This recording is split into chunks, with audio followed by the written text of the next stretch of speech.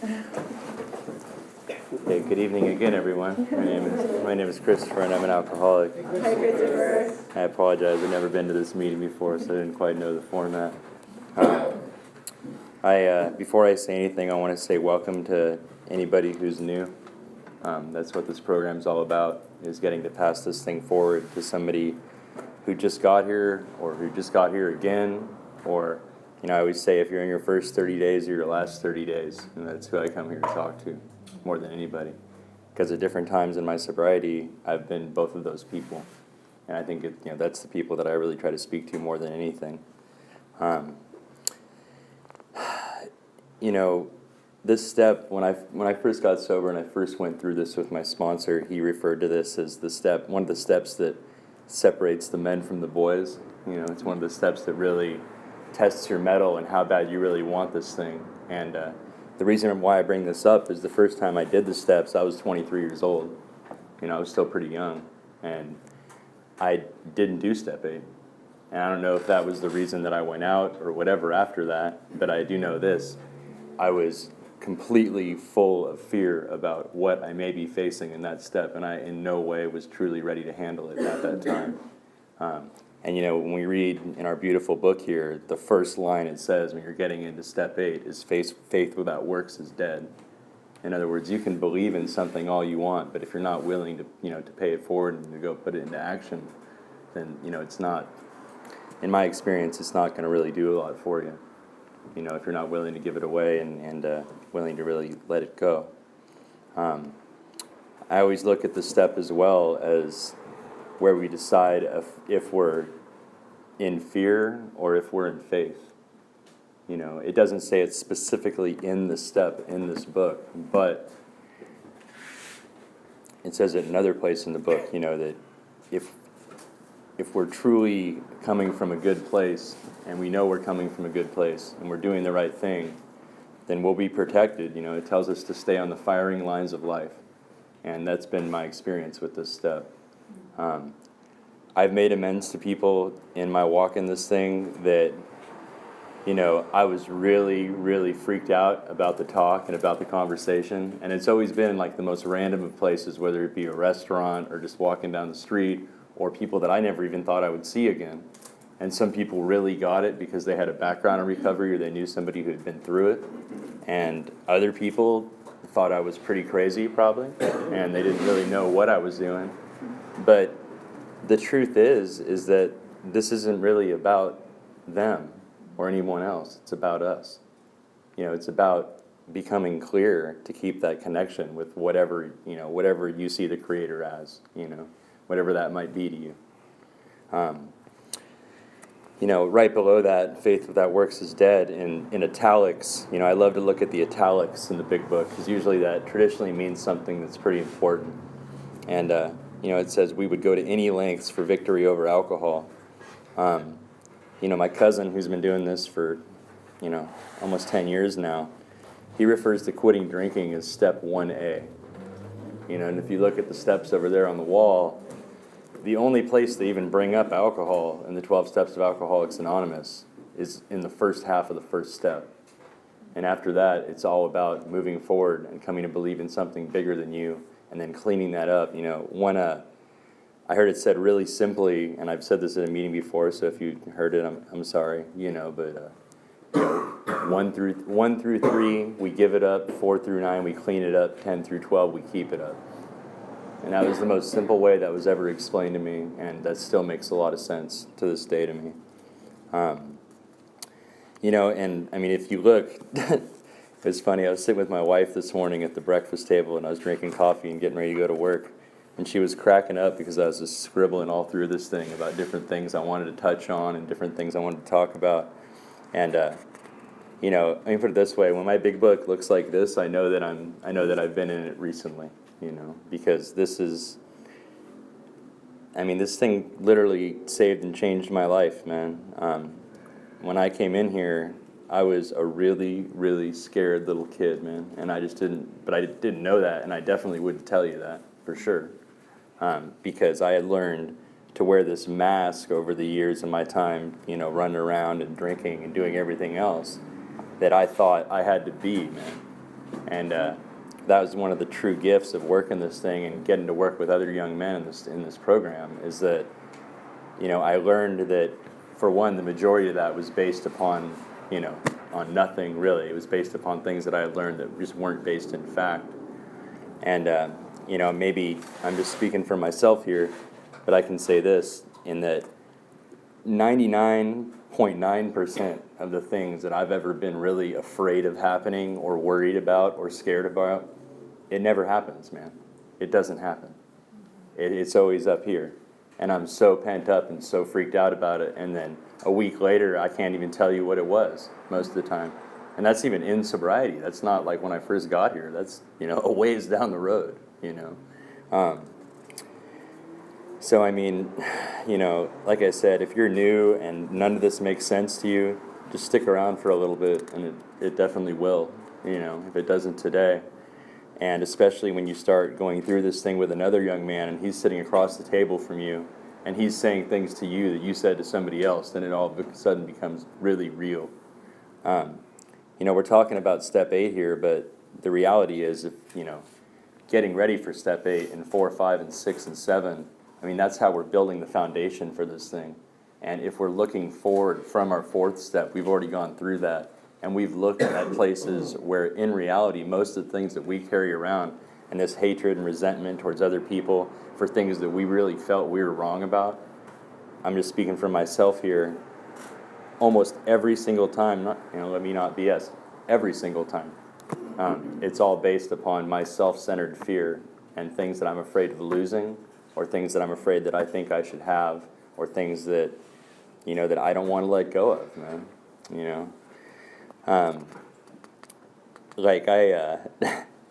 I remember this one time I was in Santa Rosa, and I ran into a kid that I grew up with, and now he's not a kid, he's like in his 40s. And we're sitting in this restaurant, and I walk up, and I haven't seen this guy for 15 years. I take him outside, and I'm talking to him, and I make my amends to him. And a big thing that I really would like to get clear, especially to people that are new, is an amends isn't "I'm sorry." That's one thing that you hear wrong a lot, especially around the younger crowd. It's like, "Oh, I'm really sorry I did that." Well, that's great, man. That's not really what it's about.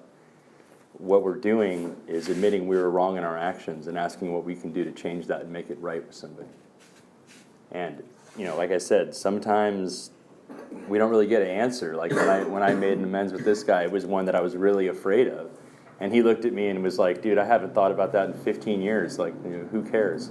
Basically. But that was something that I had carried around for 10 or 15 years before that. And it was like huge to me. And when I actually saw him, it was like, he was like, "What, are you kidding me?" Because he's not a drunk like me. Or, maybe other people in this room, I don't really know.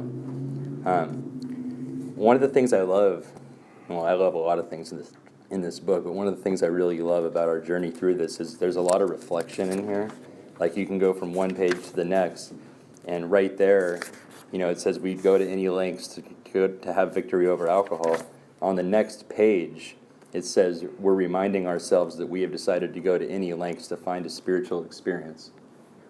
And, when I first got sober, when you hear spiritual experience, I mean, for me anyway, I felt like that meant like, burning bush, like Moses' experience. Like I was going to walk out the door and there'd be like light shining and angels singing.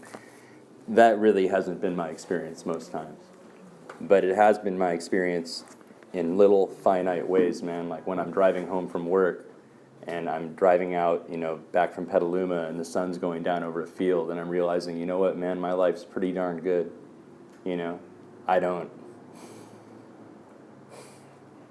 There's a lot of things that I learned that I had to do and that I had to walk through that I don't have to do today, man. And I don't know if anybody else in this room can identify with this, but one of the things I remind myself is, I don't have to speak to my mom through a piece of glass, or wake up in the morning and wonder, oh my God, what did I do last night? Where did my money go? Why does my head hurt? Holy shit, the cops might be looking for me. I haven't had those feelings in a really long time, man, and I'm really happy about that. And something I always like to touch on in here is, our bottoms in here are all the same, and I don't care if you're on Park Avenue or a park frickin' bench, okay, it might look different. And one of the things you ask, especially guys who are first coming around, you'll ask them like, well, what was your bottom? And they'll give you like a bunch of physical stuff. They'll be like, oh, I wrecked my car, I was in jail, my wife left me, like all this crazy stuff that happened. But the reality is that everyone's bottom, if you've really hit one, is when you're willing to ask something bigger than you for help. And that's what it is for everybody, man. That's what it was for me. When I was willing to stop letting Christopher run the show and willing to ask for help from something that was bigger than me. And, it says in this book that, we are men who have recovered. When I first got here, our men and women that I've recovered, when I first got here, that flew 10 miles over my head because I just came in here to quit drinking, like a lot of us do. I came in here to quit drinking and I wanted to get my life together. And, as we move forward in this thing, we realize that it's about so much more than that, man. And there's so much more to this thing here. There's this story I'm really fond of, and it's a very, very famous story. I just moved back here from LA. I've been living down there for the last 5 years. And there's a lot of heavy hitters down there with a lot of great stories about this thing here. And there's this guy, Adam T., who I'm a really big fan of, and some of you have heard me say this story too, but I think it's very, very appropriate in this meeting on this stuff. There's this guy, and he's an accountant, and he really just wants a few minutes to himself really badly. He's been working all day, and his son's driving him crazy. And anyway, his son's driving him crazy, and he's on the phone. He's like, I just need 2 minutes. So he grabs this old National Geographic from next to him, and maybe some of you guys remember this, maybe you don't, but in the middle of the old National Geographics, there's a picture of a map. And he rips the picture of the map out and rips it into a whole bunch of little pieces and hands it to his son. And he goes, okay, buddy, go in the other room and put this back together, and I'll see you in a little while. And, he's just stoked because he's like, oh, good Lord, I get 2 minutes to myself. This will be great. And the kid runs back in the room. His little son runs back in the room not even 2 minutes later, and the map's put together perfectly. And he's looking at the kid, and he's like, buddy, how did you do this? I'm 50 years old. I couldn't have done this. That doesn't make any sense. And he looks at him and he goes, well, Dad, sorry, this story chokes me up every time I hear it. He says, well, Dad, I flipped it over, and on the other side, there was a picture of a man's face. So I just put the man's face back together, and then I turned it over, and the map was all where it was supposed to be. And that story, for me anyway, and for many people I know, encompasses what steps 4 through 9 is all about in this thing, man, because if you put the man back together, the rest of the world falls into place. And that's been my experience. I heard another guy recently named Bob D. He's also from LA, and he's a descendant of Chuck Chamberlain, the guy who wrote New Pair of Glasses, who I love Chuck C, man. I mean, I've really dug into that guy's stuff a lot, and Chuck C has a lot of amazing good things to say about this thing here. And, Bob tells this story about when he first got sober. He's a year and a half, 2 years sober. And he's working in some little liquor store as a cashier, and he's trying to make things right with his dad, and he just can't do it. He's trying to figure out so many things. And Bob's telling this story at 35 years sober or something, so this is a little ways down the line. And he says that he decided, that he was waiting for a paycheck or something, so he decided that he was just going to snag a pack of cigarettes, a small permission, not a big deal. And he said then that went on for a couple weeks, and he grabs another pack of cigarettes and a 6-pack of Coke and these couple little things. And this goes on for a year or two. And when Bob goes through the steps again, he decides, or he realizes that this was obviously not right of him to do, and he wants to go back to this man and make restitution, because that's what this thing's all about in this step. He goes back and he tells the guy, hey, I stole from you. He's sober when he did this. He was, sober as we are right now. And goes back and says, I'm sorry I did this, and this is the money that I took. I figured it out, I added it up, and I want to pay you back with interest. And the guy's screaming at him and yelling at him, but he doesn't get fired. And he ended up keeping this job. And later down the line, Bob got a better job, and he ends up going on to do something else. Anyway, he runs into this guy 15, 20 years later, sitting in some corner restaurant in downtown Los Angeles. And he goes, well, what are you doing here? And he goes, oh, well, I was just going to sell my store, but the guy fell out, and I don't know what I'm going to do. And Bob says to the guy, he's like, well, shit, I'd love to buy your store. And and the guy goes, really? And he goes, oh, yeah, I don't know how I'd do that. I don't have any money. I have barely any money. I don't even know how I'd pull that off. And the dude looks at him and he goes, well, I'll make you a deal. He's like, you come back to work for me for 5 years, and I'll give you a percentage of the store over the next 5 years.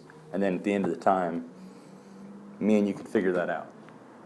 And Bob ended up getting that store and selling it as a commercial property. And because of that one move, he ended up being able to retire and all these different things. And now all Bob does is play music and do meetings. That's what he does all the time. And one day he asks him, and he goes, why did you do this? Like, this is just, I'm just some drunk. Like, why would you do this for me? And the guy says back to him that it had everything to do with the fact that he was willing to man up and go back and talk to him about what he had done. And I know that sounds like a really small thing, man, but that's how this goes in my experience. You can have these little, teeny mustard seeds, move mountains later. And most of the time, you don't even realize that it's happening when it happens. I've had I'll try to keep this short because I think I have like 15 minutes, right? Okay.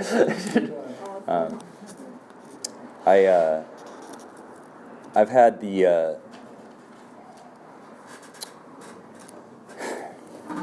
real pleasure of getting to work with a lot of young men in this program, man, and I get to see myself in them. Like, I got asked to go speak at our house coming up in the beginning of August, and I can't wait to go do that, man, because I've sponsored a couple of the young guys out of that place, and I don't know, man, getting to chat it up with the knuckleheads always makes sense to me because I was a knucklehead too. I have a tendency to be able to talk to them and be able to get on their level a little bit. And when you're talking to kids that are that young, I mean, the reality is, and everybody in this room knows that maybe like not even 5% of them are going to stick with it. I mean, you don't really see that very much. But one time I was on my way to speak at a youth facility, and somebody asked me if I know how an oak tree grows. And I didn't really get that at the time, but the analogy they were making is that, oak trees shell out acorns, and they're like this little teeny acorn. They shell out like thousands of them, like all over the place. And, every once in a while, one of those acorns just happens to make its way into the soil, man, and it happens to root. And then it turns into these like big, beautiful trees. And that night, when I got to the facility, the whole hill next to the place was full of oak trees. And that's what I mean by willing to go to any lengths for a spiritual experience. I don't know what God looks like or what God's name is or anything like that, man. And in fact, that doesn't even really matter here at all. But I know what he feels like, man. I know what he feels like a lot. And, I really feel it when I'm doing work like that.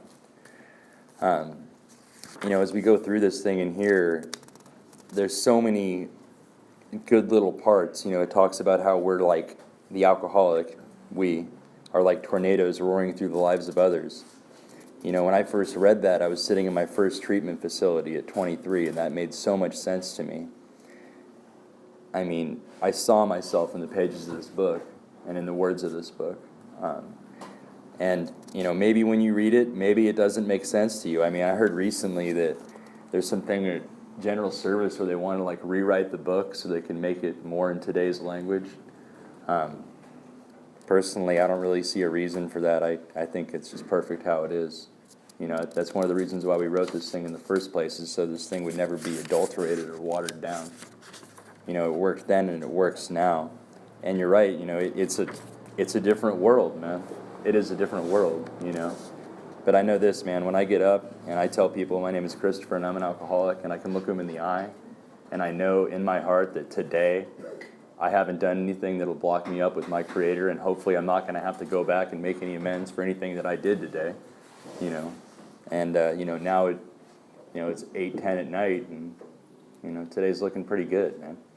It's looking pretty good. I'll just end with this. Something it seems like a lot of folks get caught on in here is time. Like, you get asked a lot around here, like, well, how long have you been doing this? How long have you been sober? Like, things like that. You hear that, like, constantly. And I had a buddy right before I moved from LA.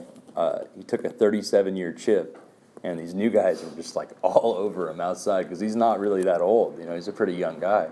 And they were like, how'd you do it? How long have you been sober? And he just looked at him, and he goes, how long I've been sober, man? All day. All day.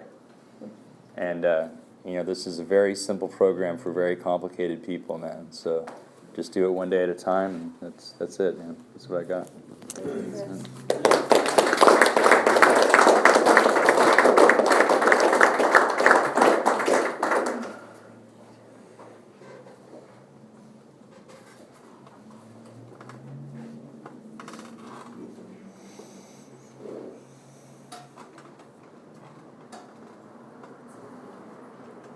I'm Dave, I'm an alcoholic. Hey, Dave.